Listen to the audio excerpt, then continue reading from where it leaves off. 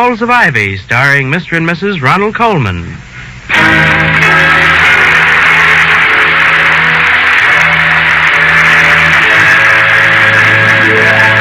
Good evening, this is Ronald Colman. And Benita Colman. Inviting you to join us again on the campus of Ivy College. And now, the Halls of Ivy. The halls of ivy that surround us here today. Welcome again to Ivy College, that is, in the town of Ivy, USA. When the endowments lag behind, boards of governors are quite justified in trimming their sails to the prevailing financial zephyrs, which is what Ivy's governing board did at a budget meeting last night. As a result of which, Dr. William Todhunter Hall, president of Ivy, has come down to breakfast in what, for him, is a black mood. As he says to his beautiful wife, Victoria, who has a community property approach to her husband's moods, I'd like another cup of coffee, please, Victoria. It might possibly serve to take the taste of last evening's fiasco out of my mind. I'm not against economy, mind you, but penny pinching gets us nothing but bruised fingers. I'm sorry I was asleep when you got home last night, dear. I take it the budget meeting didn't go your way, huh? Went Mr. Wellman's way for the most part. And Mr. Wellman, however charitable he may be as a private citizen, is, as chairman of the Board of Governors, a veritable miser. I'd be curious to know how his manicurist could work on such a tight-fisted customer. The cream, please, my love. Yes, here you are. Sugar? Yes, sugar, syrup, saccharine, anything. I crave sweetness this morning. And what did our spendthrift Clarence do as watchdog of the Treasury? Fight the mailman? Oh, our Clarence, in a fit of obstinacy and parsimony, spearheaded a move to cut $2,000 from the appropriation of the college study. Perhaps pinheaded is a better word. Yes, he pinheaded the movement. And who would be better equipped? I'll fight to Ivy's last check stub any expenditure which I consider unjustified. I deplore the wasteful... What did I do with my napkin? Your napkin is that piece of twisted linen you're waving in your left hand. Oh, darling. yes. Yeah, well, don't worry about it. I only hope your problem can be ironed out as easily. I hope so, too. But isn't the college study a special branch of the main library? Yes, books of reference, special research material, rare and valuable volumes. And penalties for their late return are drastic.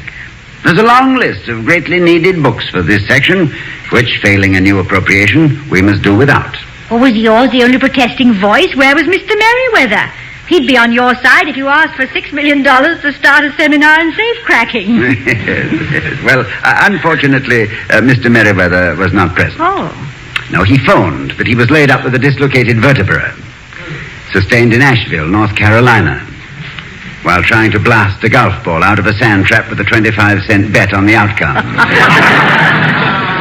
He told the board not to annoy him with budget problems, as he had, in his own words, just broken his back trying to save 2 bits. Poor Mr. Merriweather. If he'd known how much you needed him, he'd have come to the meeting on a stretcher. Yes, I know he would. But as it was, the board seems to have been spellbound by Mr. Wellman's anguished pleas for economy. His eloquence is nothing short of inspired when it concerns money. Had money instead of heresy been the issue, he could have saved Joan of Arc from burning. For money, he could have had Sitting Bull playing beanbag with Custer in the 7th Capital. I've heard of people talking through their hats, and Mr. Wellman talks through his pocket. In fact, Louisa's out shopping, Toddy. Shall I answer it? No, darling, I'll do it. And I hope it is Mr. Wellman. I'm in exactly the proper mood to... Dr. Hall's residence. Who did you say? Oh, Mr. Lundquist. Yes, I feel as badly about it as you do. No, I'm afraid it's irrevocable. The budget has been officially passed. Oh, yes, Mr. Lundquist, please do. Maybe between us we can find a solution. Yes, I'll be waiting. Goodbye. Mr. Lundquist, you mean the little man in the library? Yes, dear. He's so small, I always think of him as an abridged, I should say, bookman. Yeah, well, he's been the librarian for the college study for 20 years or more. His right forefinger is spatulate. due to marking his place in books while talking to people. Oh, yeah. He has a sort of friendly puppy air, as if he was waiting to have his tummy scratched. Is he on his way over here? Yes, he is. He is hoping, in vain, I'm afraid, that we might concoct some miracle of persuasion to get the board to allot him $2,000. Well, it doesn't seem like much money when you think of new gymnasiums and things like that. Oh, Toddy, wouldn't it be just $2,000 if you could think of something? $2,000. Is that a joke, my love? Why? What's funny about it? Well, I just wondered, $2,000, $2,000. Huh? 2,000... let it go, darling. It's just that I'm never quite sure to what extent you have absorbed American slang. Oh, I don't try anymore. I can't keep up with it. You know, I told Mrs. Quincannon once that I had only $3 worth of Mazuma in my purse, and she looked at me as if I was the village idiot. Well, slang itself, while it is occasionally sharp and graphic beyond the powers of conservative expression, too often indicates a paucity of conversational resources. You said it. Thanks, a stack. Oh, yeah. You're welcome, a heap. Yes, dear. And now that we have disposed of slang, Yes.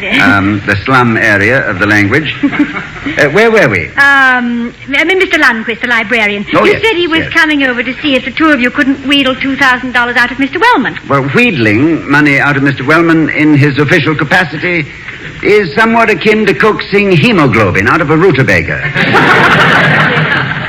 Incidentally, I think you'll like Mr. Lundquist. He's a gentleman. A word defined in various ways, but never better than it defines itself. He is a gentleman. Well, you should know, Governor. Takes a gent to know a gent, I always say. And if the likes of you likes the likes of him, well, it's no skin off my nose, see? Oh, Charlie, do you remember? Remember what, my love? Why, that little costermonger in Covent Garden. The little Costa... Oh, yes. Yes, of course I do.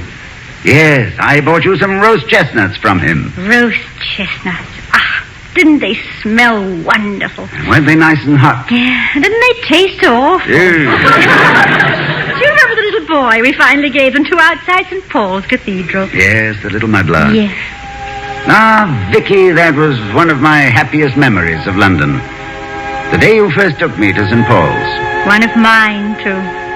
But then seeing things with you was always like looking through a newly washed window. Fresh and exciting. You remember how cool it felt in the cathedral after that very warm day out and out.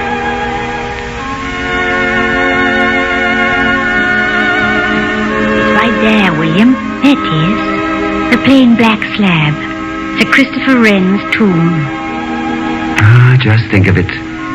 Buried in his own cathedral. Christopher Wren wrote poetry in stone with more grace than most men with ink and quill. Great architect, astronomer, physician, mathematician, inventor, as versatile a genius as Leonardo da Vinci himself. Look, there's the inscription. Yes. Reader, if you seek his monument, look around you. But it's in Latin and you're not even looking at it. Oh, I know it by heart. Besides, I'd rather look at you. William, come this way, to the Whispering Gallery. Up here. Look, see down there? That's the Duke of Wellington. Yes, and next to him, Lord Nelson. Ah, England is grateful for its heroes, just as I am grateful to England for you. Oh, William, I'm just Victoria Cromwell, not Oliver. Nevertheless, you have the beauty which Christopher Wren envisioned. And if you'll only marry me, the courage of Nelson and Wellington. It doesn't take any courage to surrender. But look, here's the Whispering Gallery. I'll stay right here. You walk round to the other side, over there, and whisper to me. Whisper from 100 feet away? Oh, 108 feet, the book says. Go on, try it. Very well, and I hope it's as far as we shall ever be separated.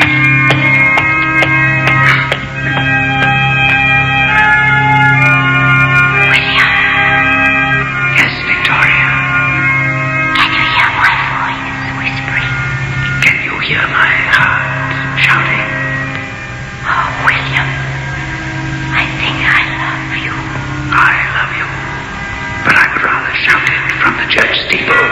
Shall I try it? No, not here. I could drown out the chimes of this very cathedral if I... There's the doorbell, Toddy. Whisper, my love. We must keep our voices down, even with such glad tidings as William loves Victoria and Victoria loves William. But Toddy, Mr. Lundquist has arrived. Lundquist? What's he doing? Oh, yes, Lundquist. Yes. Good morning, Mr. Lundquist. Good morning, Dr. Hall. Hello, Mrs. Hall. It's nice to see you again, Mr. Lundquist. Won't you sit down? Can I get you some coffee? No, thank you. I can stay just a moment. Is it really a lost cause, Dr. Hall? Have we exhausted every possibility? Well... maybe if we polled the individual members of the board and explain how necessary it is that we have this money, what a blow it is to our prestige. Yes, I feel as badly as you do. But short of blackmailing the board members, I can see no way out. Blackmail? I find myself rather handicapped in practicing blackmail, Dr. Hall. I know nothing bad about anybody. Oh, well, maybe you can remember something good about somebody that they're ashamed of. No, I'm afraid I couldn't lend myself to extortion, Mrs. Hall, even in this cause. Have you any ideas yourself, Mr. Lundquist? None. But the books have to pay for themselves somehow. We could possibly increase the systems of fines and penalties, but they're already pretty steep. Fines and penalties, eh? Tell me, Mr. Lundquist, how far back do the records of the library study go? Good heavens, long before my time, and I've been librarian for 24 years. We must have records covering 35 years at least. What did you have in mind, Dr. Hall? Well, nothing specific, I'm afraid. But he has one of those open minds that things can get into. I've often found that we can get a new slant from old transactions. Come, Mr. Lundquist, let's go over to the library. I'd like to go through the old records. Who knows? Out of the worthless past, we may win a valuable present.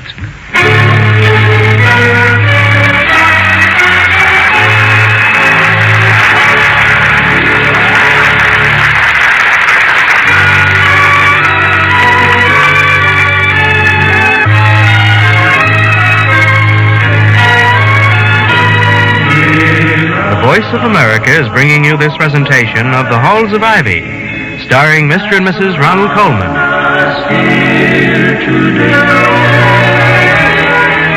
As we return to the Halls of Ivy, Dr. Hall is just entering the house after a perusal of the records in the library study. His wife, Victoria, takes one look at his smiling face and says, Ho, ho, ho! Look at my beamish boy. You found something. Your beamish boy did indeed, my darling. He returns laden down with metaphorical apples, peaches, pears, plums, pomegranates, pineapples, and prunes. You mean it was a fruitful visit? Fruitful. Fruitful is the word. Yes. Although the effect on one of my fruit stand customers will be that of the green persimmon. If you mean Mr. Wellman, and I hope you do, he always looks as though he just finished eating one anyway. What did you find? Well, I found, I think, the chink in the armor. But to make the affair worthwhile from a standpoint of official action and personal gratification, I shall require the services of Mr. Francis X. Grogan, the campus cop. Has he been here yet? No, not yet. Matter of fact, I haven't seen Mr. Grogan for months. Testimony, I suppose, to my law-abiding life. Is he going to pinch somebody for you? No, I'm just using Grogan as a symbol of law and order. The mace of authority and the whip of power. Grogan, as you know, is one... Triggers, the cops. Fear not, my love.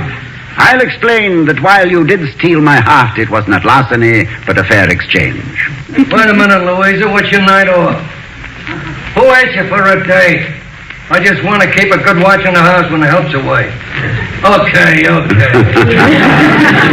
So much for romance. He seems to have been arrested and without a warrant. But that's it. Oh, hello, Mr. Grogan. Hello, Officer Grogan. Come on in. Hi, Mrs. Well. Hello, Doc. I got the word you want me for something special. Whom do I shoot? No, it isn't quite that special, Grogan. I merely want you, in your official capacity, in full uniform and badge, to enforce a certain regulation. The uniform's a cinch, Doc, because my official costume is my entire wardrobe. With a school furnishing the best quality of broadcloth, wouldn't I be a marblehead to go out and make like a civilian at $75 a suit? Nope, always in uniform. That's me. thereby getting a reputation of good old Grogan always on duty. I wish you boys would get down to business. I want to know what regulation Officer Grogan is going to enforce and against whom. Don't matter whom against Mrs. Hall, Grogan treats them all the same. Big potatoes, little potatoes, no fear, no favor. Regulations is regulation. I'm here to see that they get enforced, and all you gotta do is brief me. Point me the way to go, and with no regards for personal danger or political influence.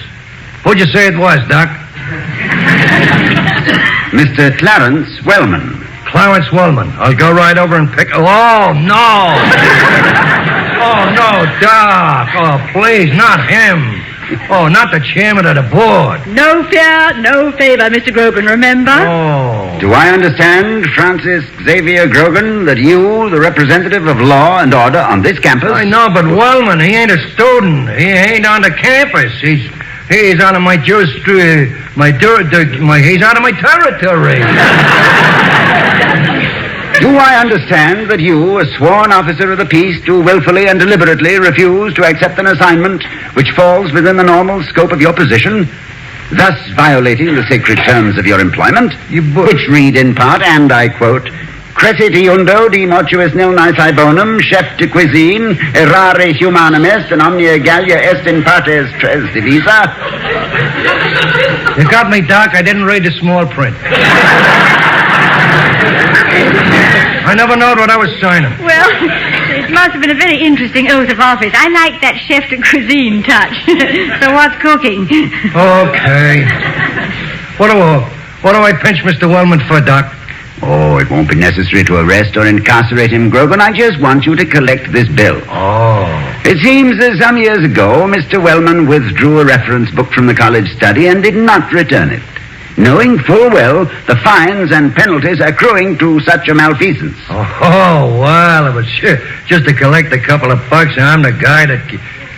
what? $1,999.65 for what?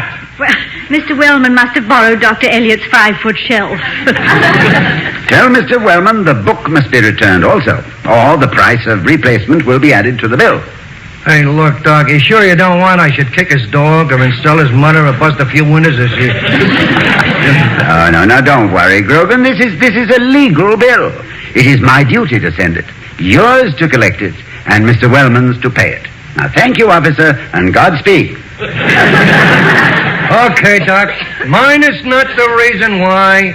Mine's just to go sit down and cry.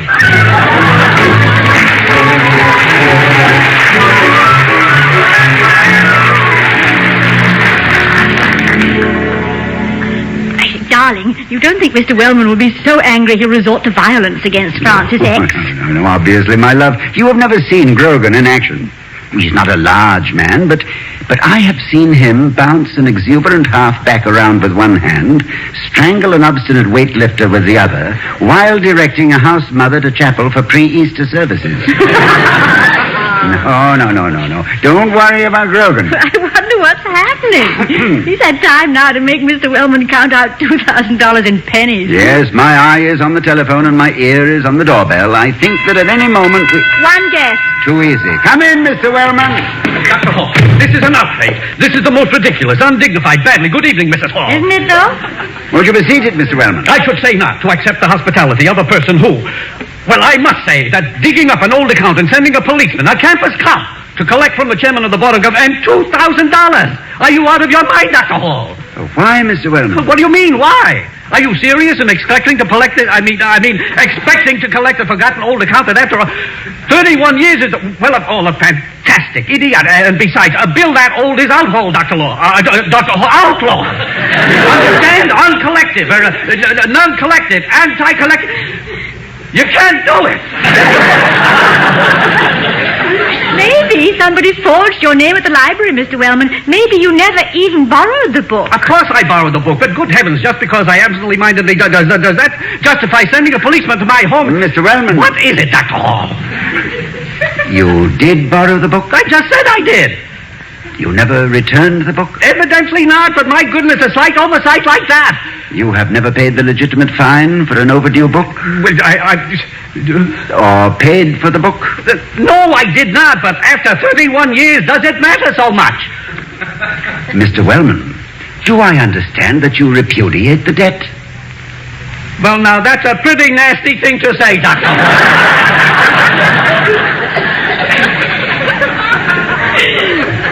It's a pretty nasty thing to do, Mr. Wellman.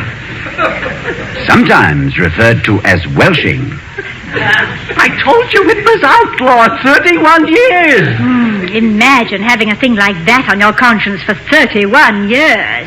I didn't have any conscience. I mean, it wasn't on it. The book. I mean, I'd forgotten all about the silly old... Well, let's forget all about it, Mr. Wellman. Let's just consider the incident closed. All right, but... Oh, well, fine. That's very handsome of you, Dr. Hall. Thank you. I'll just report that $2,000, which the college study needs so badly, is uncollectible. Naturally, the accountants who will audit the library next month will have to make public all shortages with the names of the debtors. For 31 years back?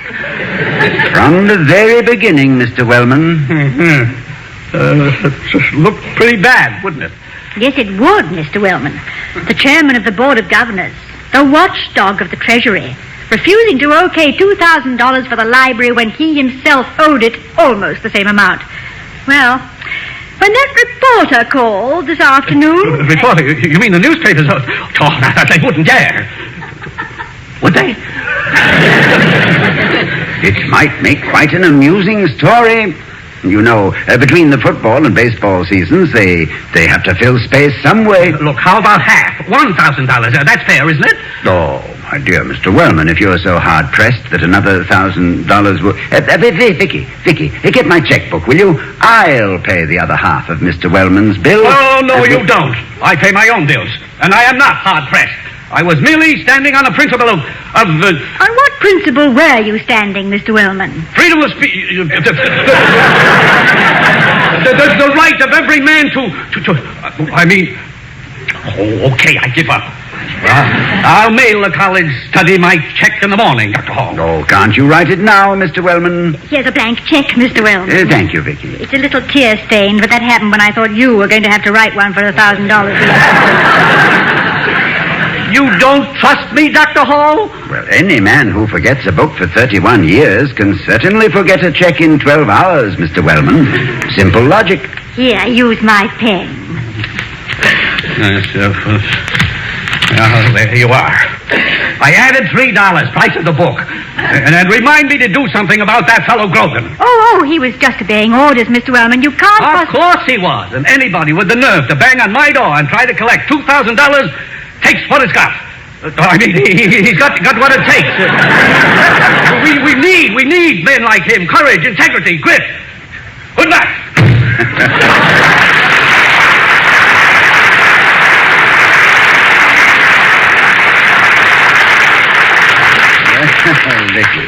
Vicky, did you say a reporter called today about this matter? Oh, no. She wanted the guest list for Mrs. Quincannon's tea next Friday. Well, that was what finally built the fire under Clarence Wellman.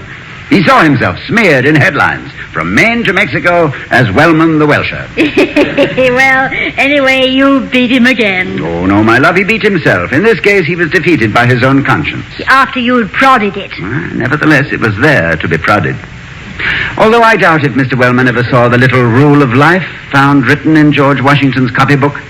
Labor to keep alive in your breast that little spark of celestial fire, conscience.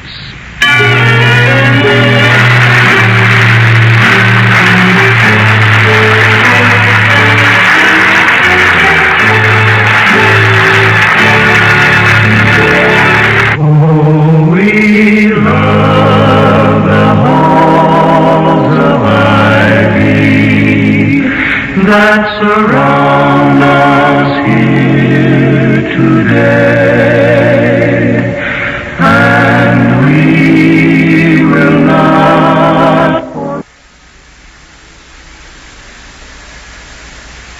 Be on your side if you asked for $6 million to start a seminar in safe-cracking. Yes. Well, unfortunately, Mr. Merriweather was not present. Oh. No, he phoned, but he was laid up with a dislocated vertebra, sustained in Asheville, North Carolina, while trying to blast a golf ball out of a sand trap with a 25-cent bet on the outcome. He told the board not to annoy him with budget problems, as he had, in his own words, just broken his back trying to save 2 bits. Poor Mr. Merriweather. If he'd known how much you needed him, he'd have come to the meeting on a stretcher. Yes, I know he would. But as it was, the board seems to have been spellbound by Mr. Wellman's anguished pleas for economy. His eloquence is nothing short of inspired when it concerns money. Had money instead of heresy been the issue, he could have saved Joan of Arc from burning. For money, he could have had Sitting Bull playing beanbag with Custer in the 7th Capital. I've heard of people talking through their hats, and Mr. Wellman talks through his pocket. In fact, Louisa's out shopping, Toddy. Shall I answer it? No, I'll do it. And I hope it is Mr. Wellman. I'm in exactly the proper mood to... Dr. Hall's residence. Who did you say? Oh, Mr. Lundquist. Yes, I feel as badly about it as you do. No, I'm afraid it's irrevocable. The budget has been officially passed. I take it the budget meeting didn't go your way, huh? Went Mr. Wellman's way for the most part. And Mr. Wellman, however charitable he may be as a private citizen, is, as chairman of the Board of Governors, a veritable miser. I'd be curious to know how his manicurist could work on such a tight-fisted customer.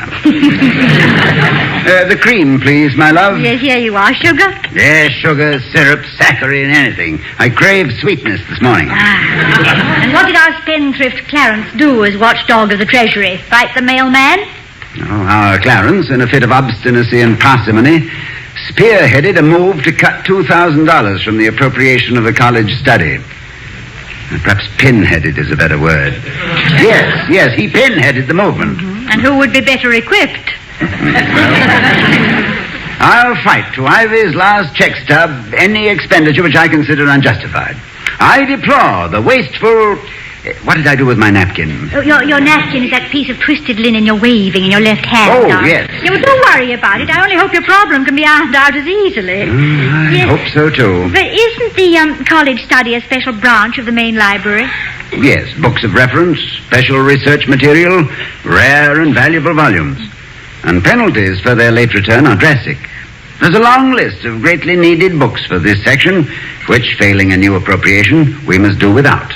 Or was yours the only protesting voice? Where was Mr. Merriweather?